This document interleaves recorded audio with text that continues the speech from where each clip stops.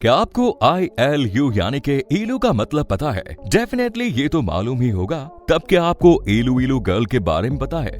अपने समय में इस हीरोइन ने अपनी इस फिल्म से बॉलीवुड से जबरदस्त डेब्यू किया और इसके बाद उनकी सफलता की कहानी शुरू हो गई। लेकिन फिर इस बीच में कुछ ऐसा हुआ, इसके बाद उनकी जिंदगी बॉलीवुड के साथ साथ पर्सनल लाइफ की पटरी से भी उतर गई और ये बहुत बड़ी समस्या से गिर गई। लेकिन इसके बाद जब उन्होंने कम बैक किया तो इससे दुनिया ने उनकी फाइटिंग स्पिरिट को जाना। आइए जानते हैं आज के इंस्पिरेशनल स्टोरी के बारे में। अगर आप हमारे आज के सेलिब्रिटी को गैस नहीं कर पाए तो चलिए उसका नाम हम आपको बता देते हैं। जैसा कि हम आज बात कर रहे हैं मनीषा कोइराला की। साल 1970 अगस्त महीने की 16 तारीख को नेपाल के काठमांडू में एक राजनीतिक परिवार में जिस बच्ची ने जन्म लिया, वही बच्ची आगे चलकर बॉलीवुड की टैलेंटेड और खूबसूरत एक्ट्रेस मनीषा कोइराला के रूप में फेमस हुई। इनके पिता का नाम प्रकाश कोइराला और माँ सुषमा कोइराला है।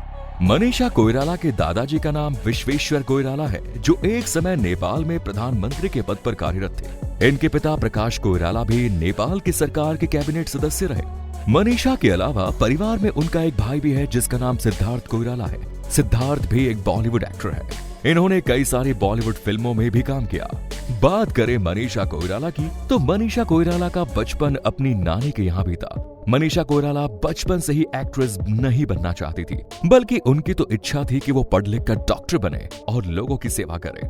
अब आप ये तो जरूर सोच रहे होंगे कि आखिर मनीषा कोइराला डॉक्टर बनते बनते एक्ट्रेस कैसे बन गई, तो इसके पीछे इनका मामा का हाथ था।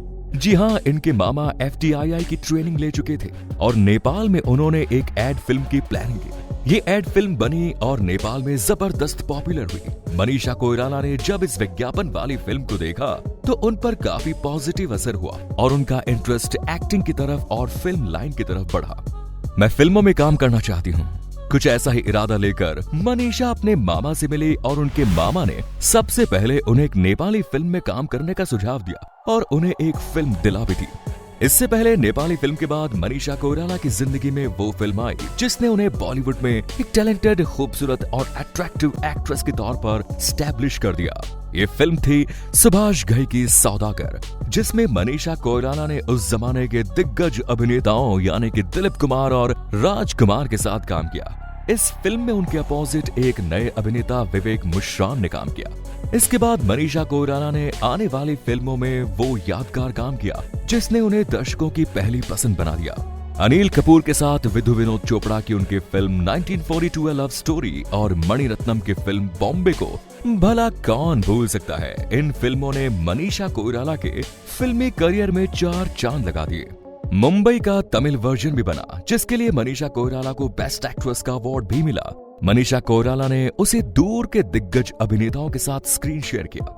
आमिर खान के साथ वो अकेले हम अकेले तुम में नजर आई, शाहरुख खान के साथ दिल से और सलमान खान के साथ खामोशी में नजर आई।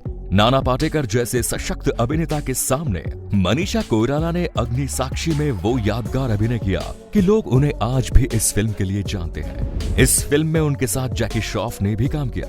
मनीषा कोइराला ने फिल्मों के अलावा टेलीविजन शो में भी काम किया। उन्होंने टेलीविजन पर आने वाले शो सवाल 10 करोड़ का में काम किया। इसके बाद अचानक ही मनीषा कोइराला को फिल्मों में काम मिलना बंद हो गया।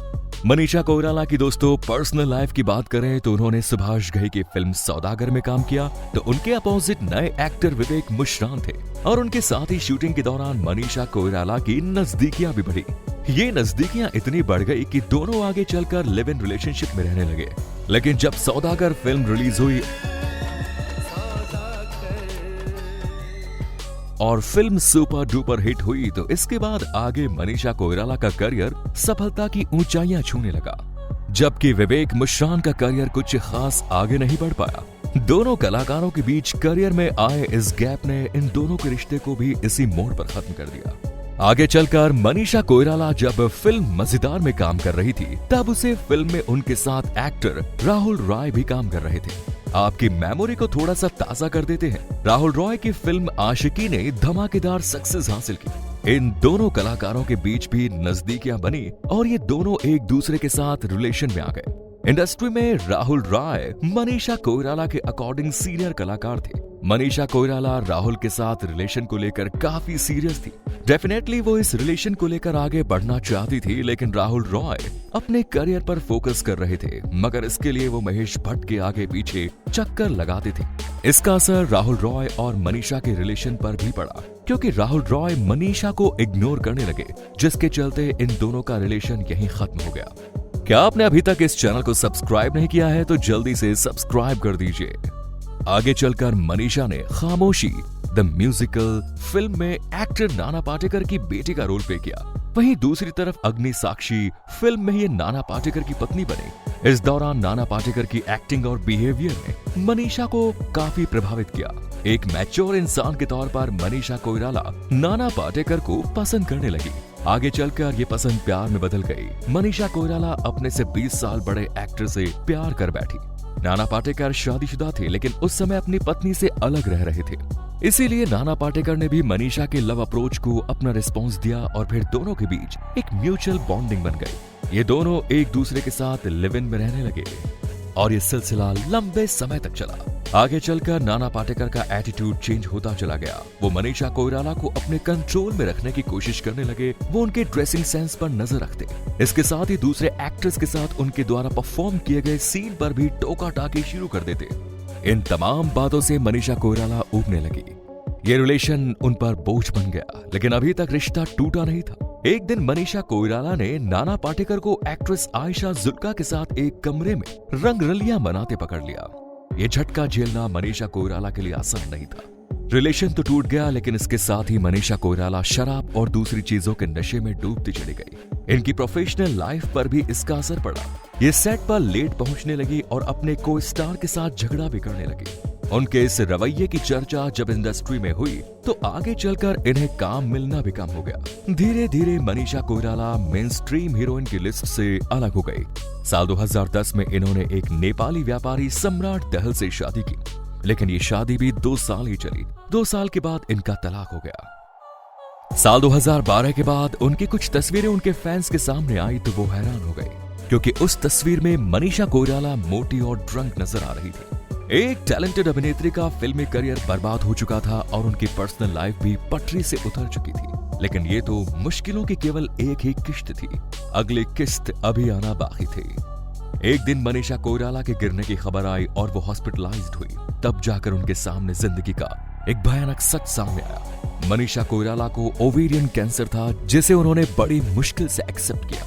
अब इस सिचुएशन से उन्हें फिजिकल और मेंटली स्ट्रगल करना था। अपने ट्रीटमेंट के चलते मनीषा कोइराला अमेरिका गई। वहां पर इलाज करने के दौरान इन्हें कई तरह की थेरेपी लेनी पड़ी। लेकिन साल 2017 में मनीषा कोइराला अपनी बीमारी से लड़कर एक बार फिर वापस मुंबई आ गई। इन्होंने सबसे पहले अपने नशे की आदत को छोड़ा और एक पॉजिटिव लाइफस्टाइल को अडॉप्ट किया। मनीषा कोइराला अब जिंदगी का सबक सीख चुकी थी। वो कई सारे टॉक शो करने लगी और लोगों को अपनी लाइफ स्टोरी से इंस्पायर भी करने लगी।